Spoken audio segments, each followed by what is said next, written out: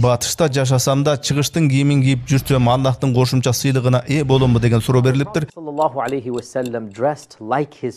Биздин пайгамбарыбыз саллаллаху алейхи ва саллям башка адамдар кандай кийинсе, ошондой эле кийинген. Ал айланасындагы элдер кандай көйнөк кийсе, ошондой эле көйнөк кийинген. Кайсы бир кийимди ислам кийими ушул деш өтө туура эмес болуп калат.